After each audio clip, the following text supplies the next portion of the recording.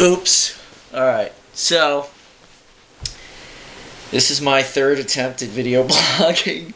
My second one was not very well received, I would not say. It's kind of an interesting little story. Just interesting to get feedback on this kind of thing. Sit back, figure out why I'm doing this. Stuff like that.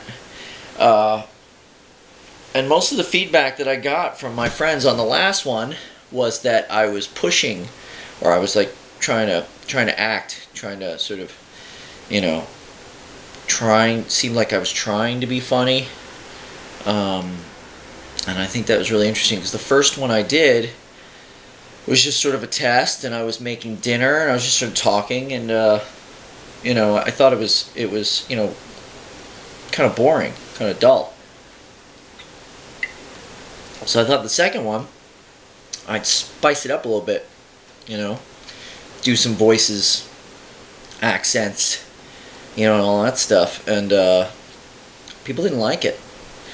I guess they figured it was, I guess it opens up a whole new sort of conversation about what makes a video blog interesting, why people like to look at that stuff. Not everybody likes to look at it, but what makes a video blog good versus what makes a video blog bad.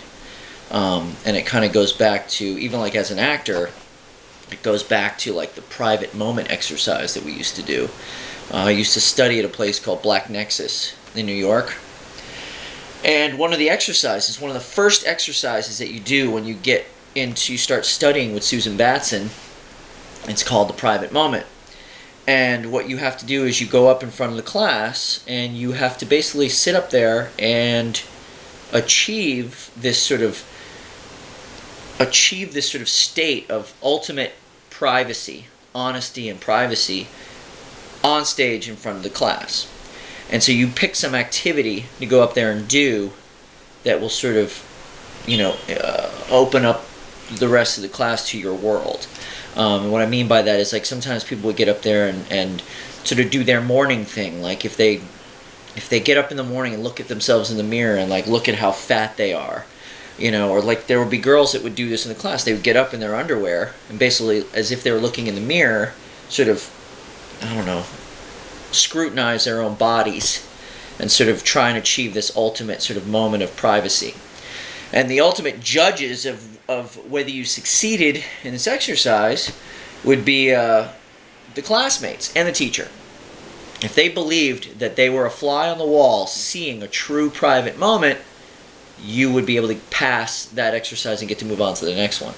If you didn't do it, you would just you would keep coming back week after week after week, and you would keep trying until the class and the teacher finally bought that you were in a complete private moment, which means you weren't performing, you weren't pushing, you were just being, you were just yourself, and you were, and it took me probably 8 or 9 weeks to finally pass my first exercise in that class. It was brutal, because I was performing. I got up there and I was trying to do a little shtick. I was like, I was trying to do my little get ready in the mirror, lip sync, dance around like I do that all the time or something. I'll do a big song and dance as I'm getting ready to go out. I'm trying to put on a show, and the class just wasn't buying it. And so week after week after week, until finally, I got up on stage in my boxers and did push-ups for like 45 minutes. I did so many damn push-ups that I was freaking exhausted. And the class finally was like, there you are, completely exhausted. You've done like 5,000 push-ups, and you're laying on the floor in front of us. And I was had done more push-ups than I'd done my entire life. I was sweaty, I was exhausted, I was tired, I couldn't even sit up.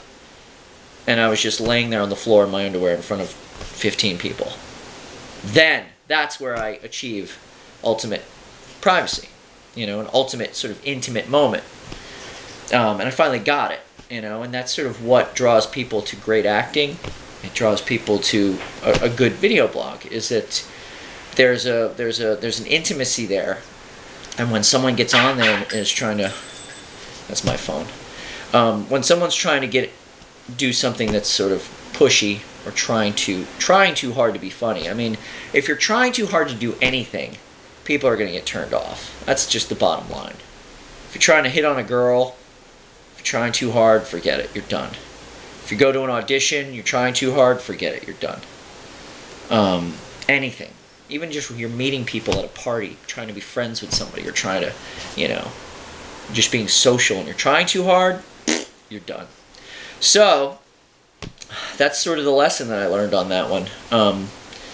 That to continue to do these, I've got to find a better way to sort of, I just have to be more myself. I mean, that's what some of my friends said, to be less video blog guy or somebody that I think that I should be, and just be myself, and don't be afraid to be smart.